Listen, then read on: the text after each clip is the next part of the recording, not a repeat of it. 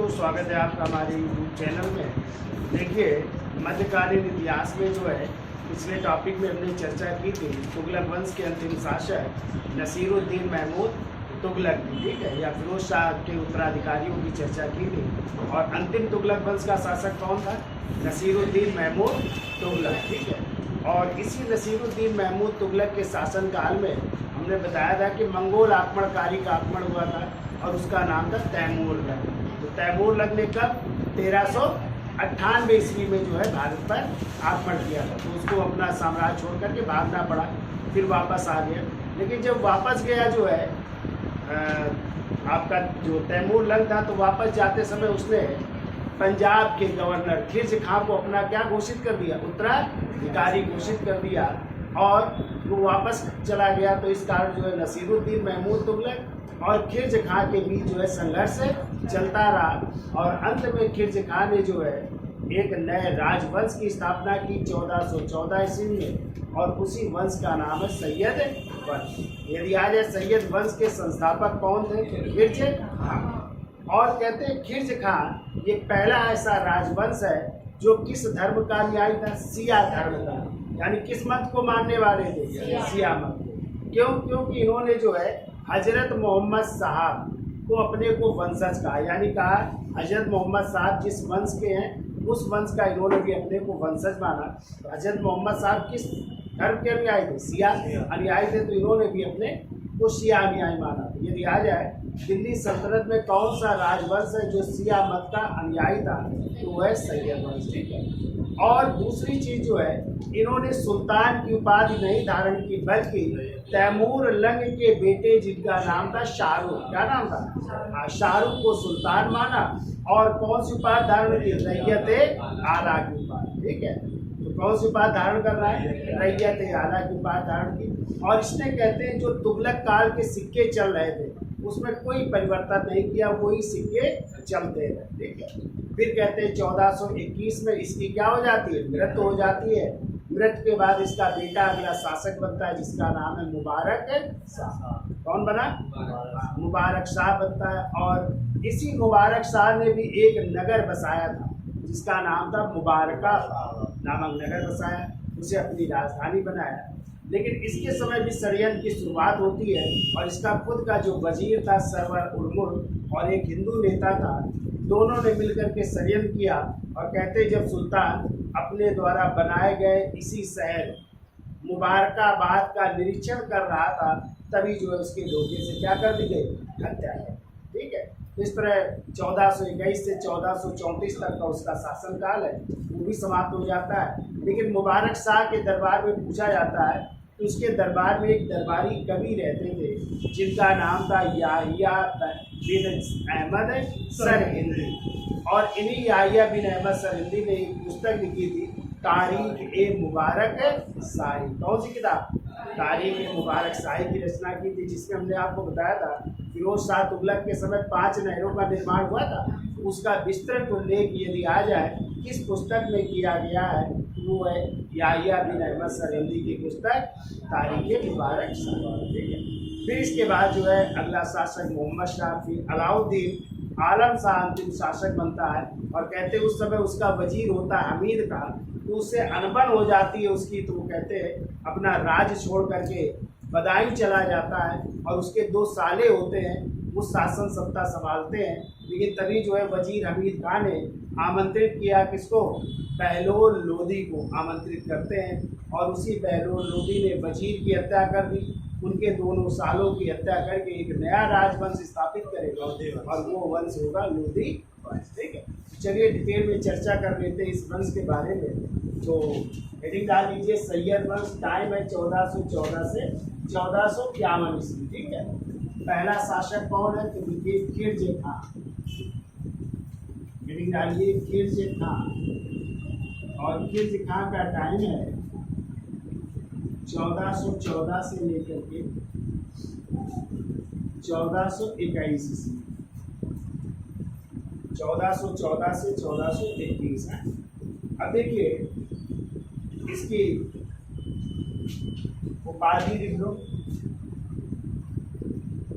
इसकी उपाधि है रैयत ए आला की है, रैयत ए आला की पाठ धारण कर रहा है और इसने एक पुस्तक भी लिखी थी।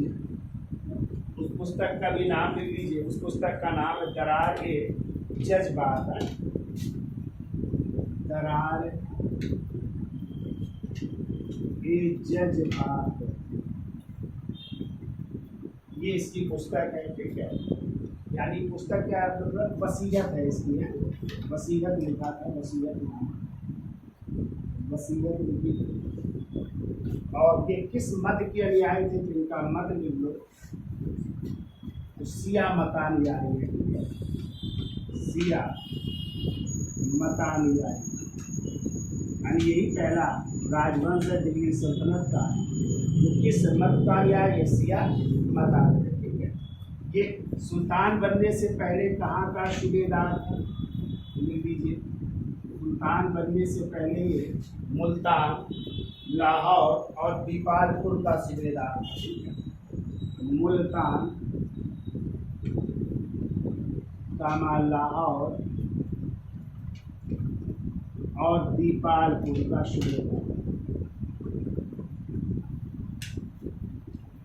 मुल्तान, लाहौर और दीपालपुर का सूबेदार हुए। ठीक है, इसका वंशज कहा तो लिख लीजिए वंशज। इसने माना हजरत मोहम्मद साहब का वंशज कहा। ठीक है, हजरत मोहम्मद साहब का वंशज कहा।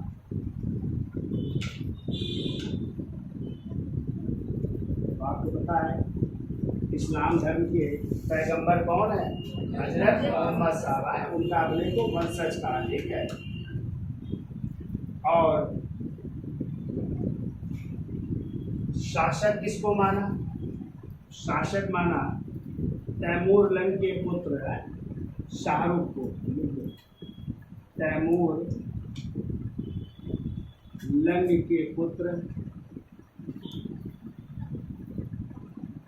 शाहरुख के नाम से शासन करता है, शाहरुख के नाम से, शाहरुख को शासक माना। ठीक है, और उसी के प्रतिनिधि के रूप में कार्य किया। कौन सी बात धारण की, रैयत आला का मतलब होता है प्रजा का मुखिया है, बुल्डोजा है, इसका अर्थ होता है प्रजा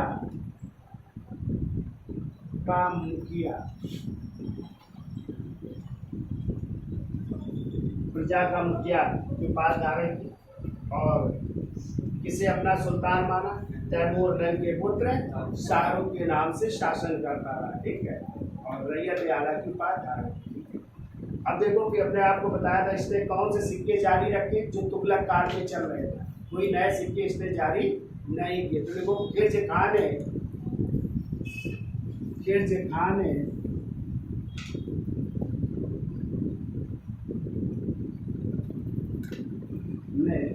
सिक्कों पर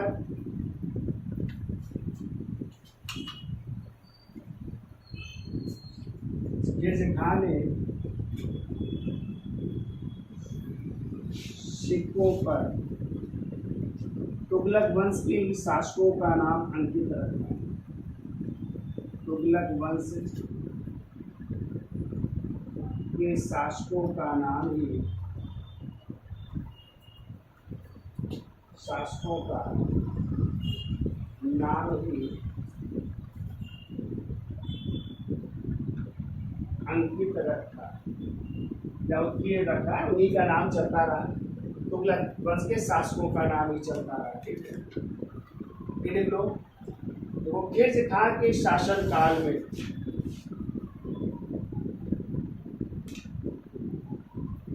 खिलजी खान के शासन काल में पंजाब,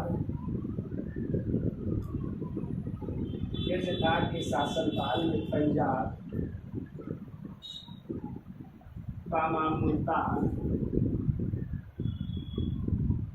एवं सिंध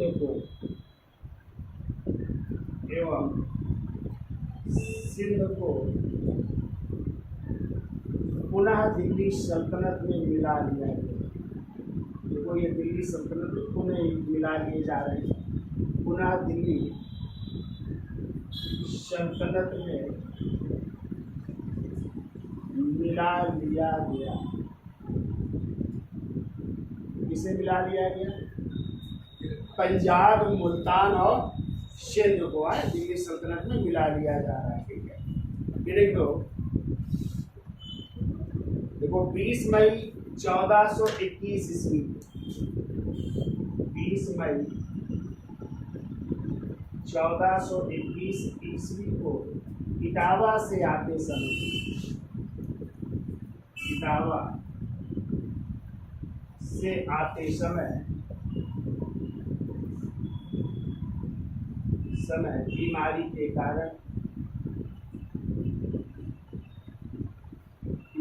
के कारण इसकी मृत्यु हो गई। इसकी मृत्यु हो गई। उस तरह 14 से लेकर के 1421 ईस्वी तक ये शासक रहता है। ठीक है, अब इसकी मृत्यु हो गई तो अगला शासक कौन बन रहा है? इसका बेटा, जिसका नाम है मुबारक शाह। याद हो जाएगा। तो ये खास किस वंश का संस्थापक है? कई बार पूछा गया क्वेश्चन। ठीक है, अभी भी किसी एग्जाम में आया था कि सैयद वंश के संस्थापक कौन थे, तो क्या बात हो गई? कौन सी उपाधि धारण की थी इसने? आप सुल्तान की उपाधि ना धारण करके कौन सी उपाधि? रैयत आला, जिसका अर्थ होता है प्रजा का मुखिया। और एक वसीयतनामा लिखा था, किस नाम से? करारे जज्बात के नाम से। किस धर्म का मतानुयायी था? तो शिया धर्म का। हमने आपको बताया दिल्ली सल्तनत का एकमात्र राजवंश है जो किस धर्म का अनुयायी है? शिया। और इसने अपने को किसका उत्तराधिकारी माना या किसका वंशज माना?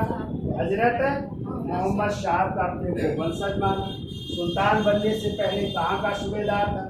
मुल्तान, लाहौर और दीपालपुर का। ठीक है, तो इसने अपने को या कह सकते हैं किसको शासक माना या किसके प्रतिनिधि के रूप में कार्य किया? तो तैमूर लंग के पुत्र शाहरुख के नाम से शासन किया। ठीक है, और खिलजी खान ने कोई नए सिक्के नहीं चढ़ाए, बल्कि जो तुगलक काल के सिक्के थे उन्हीं को इसने जारी रखा। और इसकी जो खासियत क्या है, उसने कौन से प्रांत जीत लिए? पंजाब को, मुल्तान को और सिंध को जीत करके पुनः दिल्ली सल्तनत में मिला। कब मृत्यु हो गई? 20 मई 1421 को। कहाँ से? इटावा से आते समय उसकी बीमारी के कारण क्या हो जाती है? उसका स्क्रीनशॉट है, जो फिर आगे चलते हैं।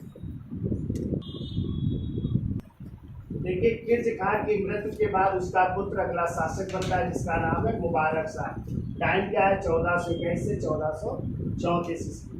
तो देखिए इसकी उपाधि क्या क्या थी? उपाधि लिखिए इसकी उपाधि। एक तो इसने शाह की उपाधि धारण की, शाह की उपाधि धारण कर रहा है। दूसरी इसकी उपाधि है अमीर, नायब ए अमीरुल मोमिनीन है, नायब ए अमीरुल मोमिनीन है, मोमिनीन। ये दो उपाधियां, एक शाह की और दूसरी नायब ए अमीरुल मोमिनीन की। ठीक है, अब इसने हमने बताया था ना कि उसने एक नगर बसाया था और उस नगर का नाम है मुबारकाबाद। नगर लिखो, मुबारकाबाद नामक नगर बसाया था और राजधानी भी बनाई। ठीक है, और इसके दरबार में एक लेखक रहते थे, लेखक का भी नाम लिखिए। और उस लेखक का नाम है याहिया बिन अहमद सरहिंदी। अहमद सरहिंदी ये लेखक रहते हैं और इन्होंने ये किताब लिखी थी जिसका नाम है तारीख ए मुबारक शाही। पुस्तक लिख लीजिए, तारीख ए मुबारक शाही। ये पुस्तक है इसकी। ठीक है, तारीख मुबारक था। और हमने आपको बताया था इसी में जो है किन फिरोज शाह तुगलक द्वारा जो नहरें निर्माण की गई थी उनका नाम है ना, उलूग खानी नहर, आप लोगों ने पढ़ा था, राजवाही नहर, वो तो ये रहते थे इनके दरबार में। ठीक है,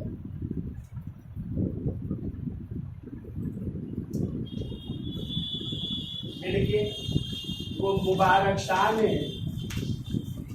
ये पहला सुल्तान है जो अपने नाम के सिक्के चला रहा है, जबकि किस खान ने तुगलकों के ही सिक्के जारी किए थे। तो वो मुबारक शाह ने अपने नाम के सिक्के जारी किए। मुबारक शाह ने अपने नाम के सिक्के जारी किए और तुगलक शासकों का नाम इन सिक्कों से हटा दिया और तुगलक शासकों का नाम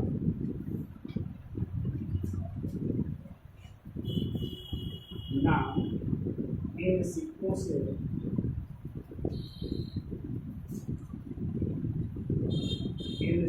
से हटा दिया।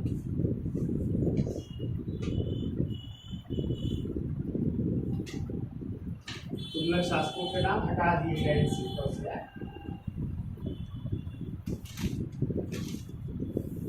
अगला पॉइंट, मुबारक शाह के वजीर, मुबारक शाह के वजीर जिसका नाम है सरवर उल मुल्क, सरवर उल मुल्क भी कहते हैं, दूसरा नाम एक और है मलिक सरूप भी कहते हैं, एक और नाम लिखो मलिक सरूप ने, मुबारक शाह के वजीर सरवर उल मुल्क या मलिक सरूप ने षड्यंत्र द्वारा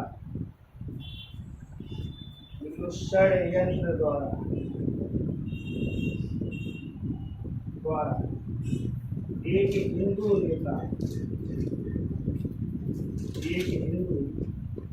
नेता सिद्धपाल के माध्यम से, सिद्धपाल, उस हिंदू नेता का नाम है सिद्धपाल, के माध्यम से 19 फरवरी 1434 ईस्वी को उस समय हत्या करवा दी,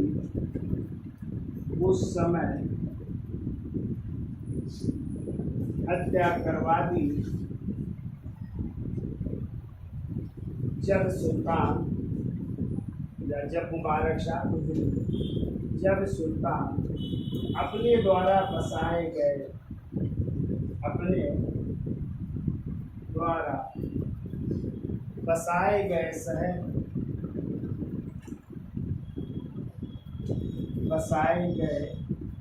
शहर, कौन सा शहर बसाया था? मैंने आपको बताया था मुबारकाबाद शहर बसाया, तो उसी का क्या कर रहा था? निरीक्षण कर रहा था। देखो, अपने द्वारा बसाए गए शहर मुबारकाबाद का निरीक्षण कर रहा था, शहर मुबारकाबाद का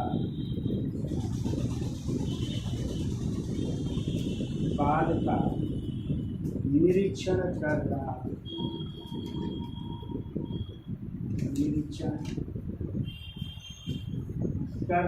था, इसकी भी षड्यंत्र द्वारा हत्या कर दी जाती है 1434 ईस्वी, 19 फरवरी 1434। और हमने आपको बताया इसी के दरबार में कौन लेखक निवास करते थे?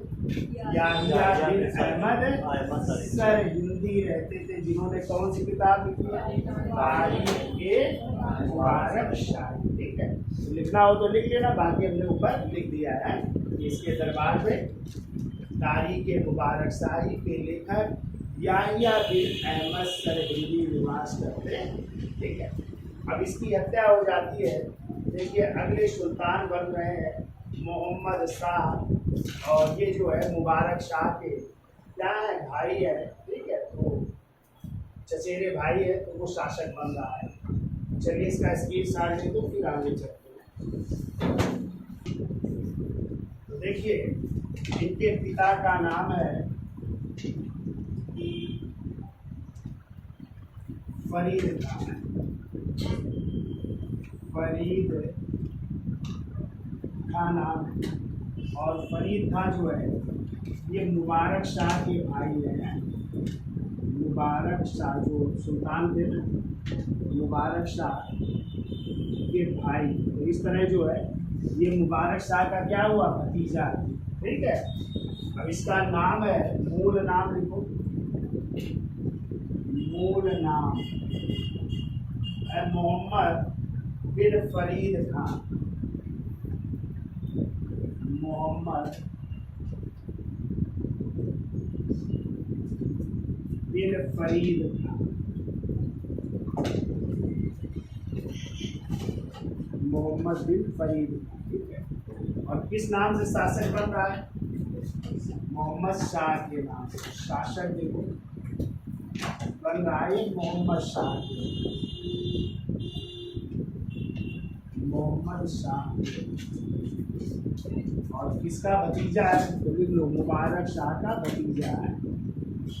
मुबारक शाह का भतीजा, जो पहले सुल्तान थे उनका भतीजा, यानी उनके भाई फरीद खान का क्या है, बेटा है। ठीक है, तो ये शासक बना है। तो कहते हैं जो मोहम्मद शाह के प्रारंभिक 6 महीने थे वो किसके अंडर में व्यतीत हुए, उसके वजीर। और वजीर कौन है, सरवर और मुल्क, वही वजीर है। लेकिन 6 माह बाद जो है उसकी हत्या करके वजीर कमाल उल मुल्क को बना देता है। किसको, कमाल उल मुल्क को बना देता है। लेकिन इसी के शासन काल में मालवा के शासक का आक्रमण हो रहा है, और तब ये आमंत्रित करता है किसको, बहलोल लोदी। और बहलोल लोदी आया, उसने जो है मालवा के शासक को भगा दिया।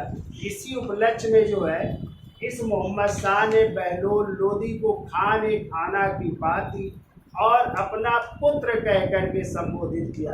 यानी बहलोल लोदी को क्या माना, अपना पुत्र जो है कह करके संबोधित कर रहा है कि तुम मेरे पुत्र के समान हो। ठीक है, तो चलिए अगला पॉइंट लिखिए। देखो मोहम्मद शाह के प्रारंभिक 6 महीने, मोहम्मद शाह के प्रारंभिक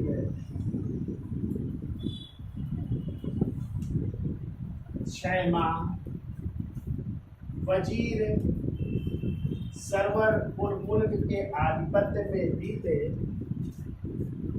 वजीर सरवर उल मुल्क के आधिपत्य में बीते, यानी जैसा वो कहता था वैसा इसको करना पड़ता था। आधिपत्य में बीते,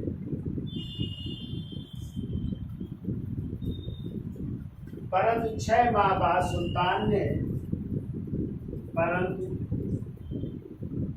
6 माह बाद सुल्तान ने अपने नायब सेनापति, सुल्तान ने अपने नायब सेनापति, और उसका नाम है कमाल उल मुल्क, तो मिलते जुलते याद रखिएगा, कमाल उल मुल्क की सहायता से, कमाल उल मुल्क की सहायता से वजीर का वध करवा दिया। की सहायता से वजीर का वध करवा दिया। इस तरह वजीर सरवर उर्मुल्क क्या हो गया, मारा गया। ठीक है, इसके द्वारा तो अपने नायक सेनापति जिसका नाम है कमाल मुल्क द्वारा जो है उसकी हत्या करवा दी 6 महीने बाद। ठीक है, अगला पॉइंट को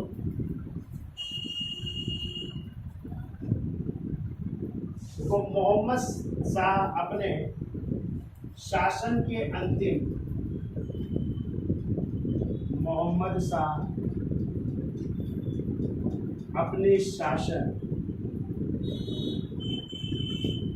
के अंतिम वर्षों में शासन के अंतिम वर्षों में हुए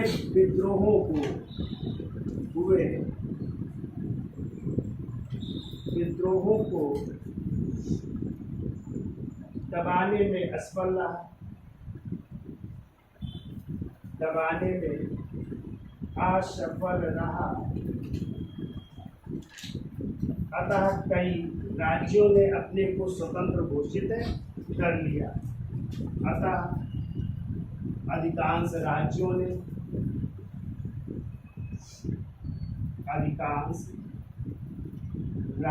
ने अपने को स्वतंत्र घोषित कर दिया, अपने को स्वतंत्र घोषित कर दिया। कई राज्य जो है स्वतंत्र हो जाते हैं, इसके समय स्वतंत्र घोषित कर लेते अधिकांश राज्य। ठीक है, अब देखो इसका अर्पण हो रहा है, तो अभी हमने बताया था मालवा के शासक महमूद खिलजी का। इसका स्क्रीनशॉट ले लो, आगे चलते हैं याद हो जाएगा। मोहम्मद शाह पिता का नाम फरीद का, जो किसके भाई थे, मुबारक शाह। तो इस तरह ये जो है मुबारक शाह का क्या हुआ, भतीजा हुआ ना। मूल नाम क्या था इसका, मोहम्मद बिन फरीद का। किस नाम से गद्दी पर बैठा, मोहम्मद शाह के नाम से। कौन थे इसके 6 माह तक वजीर, सरवर मुल्क, और उसी के अंडर में इसका जो है प्रशासन भी था।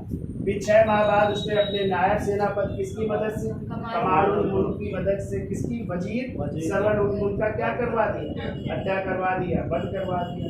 लेकिन इसी के समय जो है शासन के अंतिम वर्षों में कई विद्रोह हुए जिनको दबाने में असफल रहता है। तो कई राज्यों ने अपने को क्या कर दिया, स्वतंत्र घोषित कर लेते। ठीक है, चलिए इसकी सार ले लो, फिर आगे चलते हैं। लेकिन मालवा के शासक महमूद खिलजी ने, मालवा के शासक,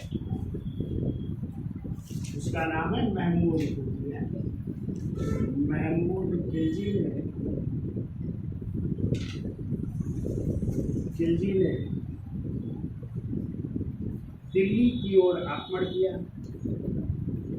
दिल्ली की ओर आक्रमण किया।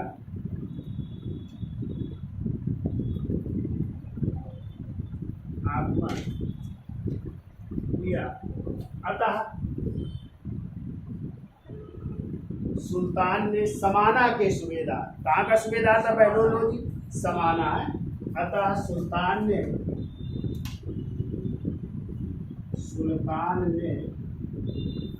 समाना के सूबेदार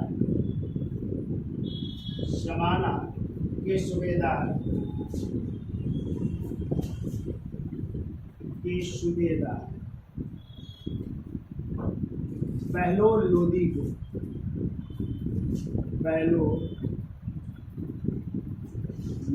को मदद के लिए बुलाया,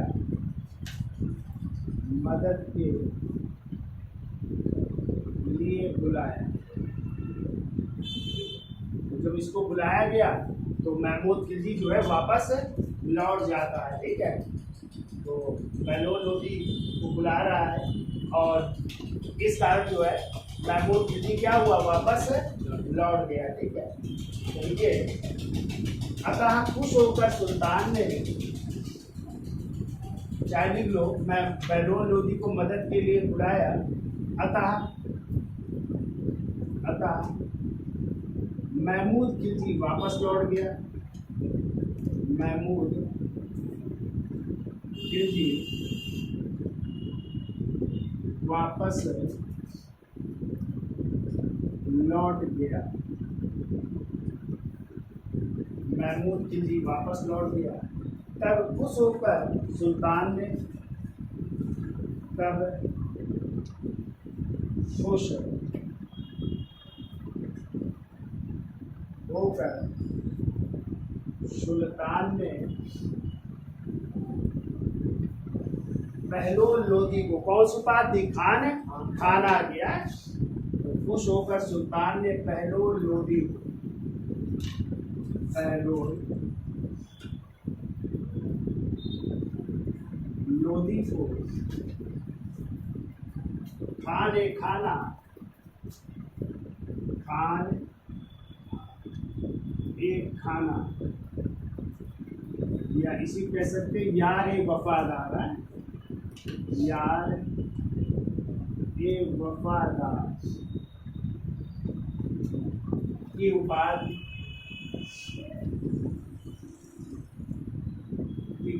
दी और अपना पुत्र कहकर संबोधित किया। और अपना पुत्र, और पुत्र को हम कई बार बता चुके हैं, फर्जंद भी कहते हैं, फर्जंद कहकर संबोधित किया, कहकर संबोधित किया। अपना पुत्र कहा, किसको? बहलोल लोधी को कहा। ठीक है।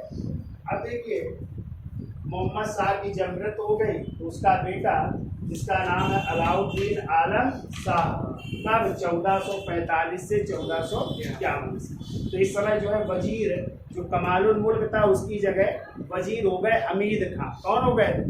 और कहते हैं आलम शाह की जो है वजीर से पटती नहीं थी, इस कारण वो जो है छोड़ करके कहाँ चला गया? बदायूं। और कहाँ में? बदायूं में ही सुरक्षित। और अपने 2 सालों को उसने जो है उत्तराधिकारी यहाँ पे घोषित कर दिया। तो दोनों साले देखते रहे, लेकिन तभी हमीद खान ने फिर आमंत्रित किया किसको? बहलोल लोधी को। तो बहलोल लोधी आता है और आने के बाद जो है वजीर की भी, हमीद खान की भी हत्या करेगा, उनके 2 साले उनको भी मारेगा, और फिर जो है वो आमंत्रित करेगा किसको? अलाउद्दीन आलम शाह को कि आप जो है गद्दी संभालिए आकर के। तो वो कहेगा मुझे गद्दी नहीं चाहिए, मैं बदायूं में ही खुश हूँ और तुम मेरे भाई की तरह हो, क्योंकि मेरे पिता ने तुमको क्या कहा था? पुत्र कहा था, अपना फर्जंद कह करके संबोधित किया था। तो तुम मेरे भाई की तरह हो, तुम अब दिल्ली की गद्दी देखो, मैं बदायूं में ही खुश हूँ। और कहते हैं कि वो बदायूं में लगभग 1475 ईस्वी तक शासन करता रहा, लेकिन दिल्ली में सत्ता क्या हो गई? परिवर्तित हो गई। 1451 में कौन सा वंश आ जाएगा? लोधी वंश आ जाएगा। ठीक है। लेकिन वो जिंदा रहा कब तक? 75 तक उसने बदायूं से शासन करता रहा। चूंकि शासक कौन बनेगा? बहलोल लोधी। तो उसने भी बनाए रखा, चूंकि वो भी उसके भाई जैसा था, नहीं था, तो वो वहाँ पे शासन करता रहा। तो ये कहानी है अलाउद्दीन आलम शाह। तो इसका स्क्रीनशॉट ले लो, फिर आगे चलते हैं। देखिए, अगले सुल्तान बनना है अलाउद्दीन आलम शाह। टाइम है 1445 से 1451। देखिए, पिता का क्या नाम है इनका? पिता का नाम है मोहम्मद शाह, मोहम्मद शाह का पुत्र। और कहते हैं बड़ा विलासी और आनंद पसंद व्यक्ति था। ठीक है। देखो, अलाउद्दीन आलम शाह, अलाउद्दीन आलम शाह मुकेश की तरह है। आलम शाह आराम पसंद, आराम पसंद एवं विलासी प्रवृत्ति वाला, वो विलास में लिप्त रहता था, विलासी प्रवृत्ति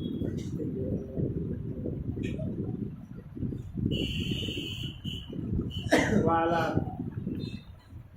ठीक है। तो विलासी स्वभाव का था। ठीक है।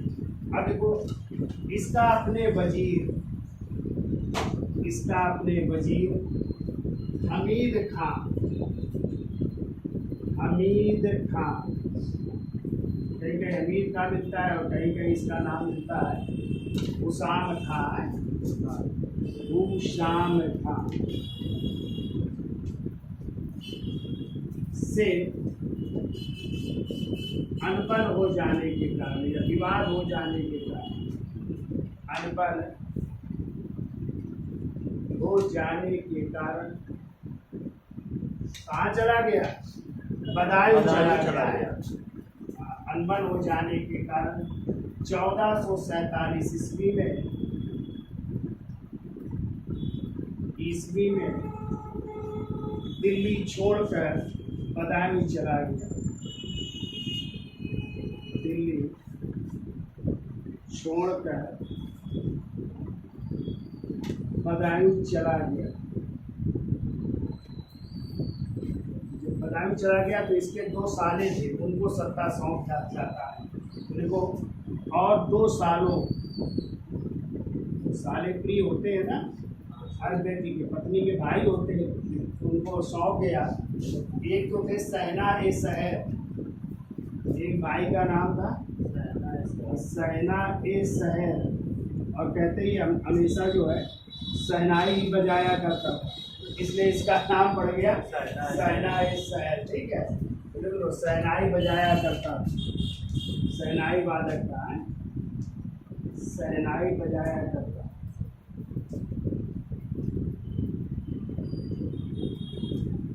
एक तो ये हो गया। दूसरा, इनका साला है जिसका नाम है अमीर कोयते, अमीर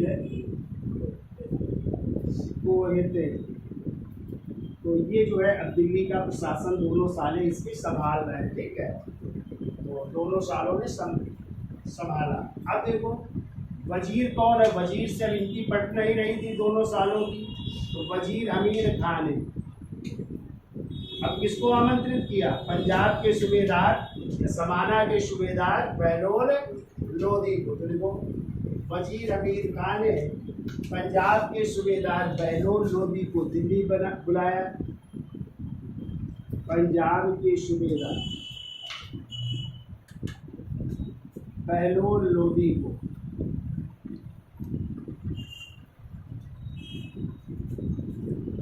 दिल्ली बुलाया।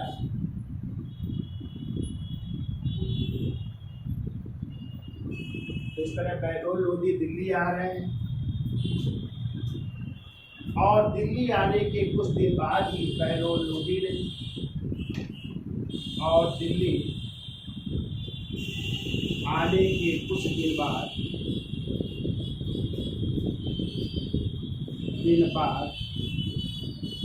बहलोल लोधी ने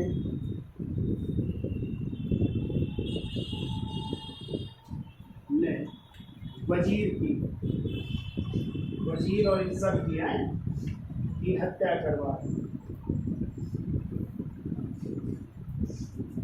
करवा दे रहा है। ठीक है, और दिल्ली के सिंहासन पर अधिकार, ठीक है, दिल्ली के सिंहासन पर अधिकार। लेकिन हमने आपको बताया था कि दिल्ली के सिंहासन पर बैठने से पहले उसने इसको अलाउद्दीन आलम शाह जो कहाँ चले गए थे? बदायूं। तो उनको आमंत्रित कहते ये आपके पिता की गद्दी है, आप ही संभालिए आकर के। ठीक है, तो आलम शाह कहते हैं भैया तुम मेरे भाई की तरह हो, मेरे पिता ने तुमको अपना पुत्र कहा है, तुम ही दिल्ली संभालो, तुम खुश रहो, मैं बदायूं में ही खुश हूँ, मुझे आने की जरूरत है नहीं है दिल्ली, और वो बदायूं में ही बना रहता है। ठीक है, ये कहानी लिखा नहीं है, लेकिन ध्यान रखिएगा ऐसा। देखो, दूसरी तरफ अलाउद्दीन आलम शाह ने दूसरी तरफ बिगाड़ दे इसको। चलिए इसका स्केच साल दे दो, फिर लिख देते हैं।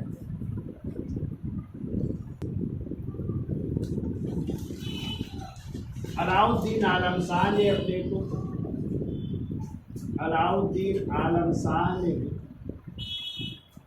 को बदायूं में ही सुरक्षित रखा। बदायूं में भी सुरक्षित रखा।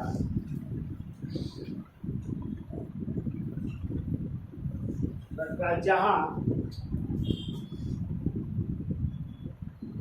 1475 या 76 ईस्वी में उसकी मृत्यु हो गई। बदायूं में इसकी क्या हो रही, मृत्यु हो रही। उसमें वहीं से शासन करता रहा, बदायूं से ही शासन करता रहा। अब देखिए, इसके समय भी लोग मजाक में कहा करते थे, देखो इसके समय लोग व्यंग्य पूर्वक कहा करते थे, इस देखो शेरशाह ए आलम, देखो शेरशाह ए आलम की सल्तनत दिल्ली से कहाँ तक है, पालम। इसके बारे में भी है, जैसे नसीरुद्दीन महमूद तुगलक के बारे में, वैसे इसके काल में दिया का राज्य दिल्ली से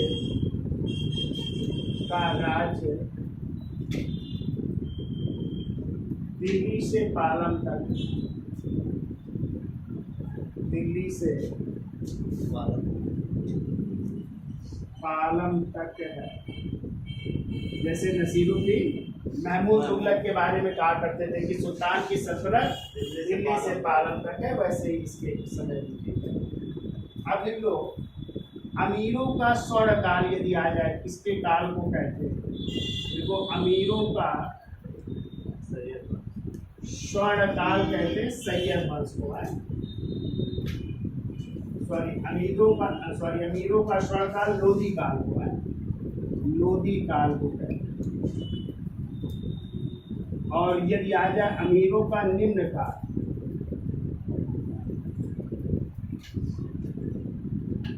अमीरों का निम्न काल कहते हैं बलवन के काल, बलवन के काल को निम्न काल लोधी काल को, और जबकि कुछ अमीरों का स्वर्ण काल जो है किसको, लोधी काल को, और निम्न काल बलवन के काल। देखो, तुगलक काल को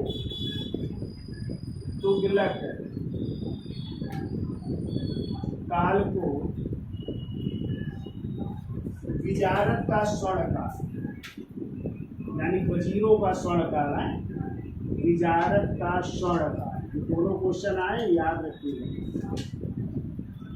विजारत का स्वर्ण काल कहा जाता है, जबकि लोधी काल को विजारत का निम्न काल, लोधी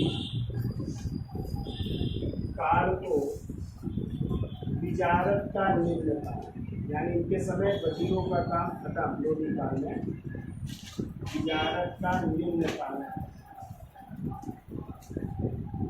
ये भी याद रखिए, दोनों क्वेश्चन पूछे गए। यदि तो साहूकारों का काल यदि आ जाए, साहूकारों का स्वर्ण काल,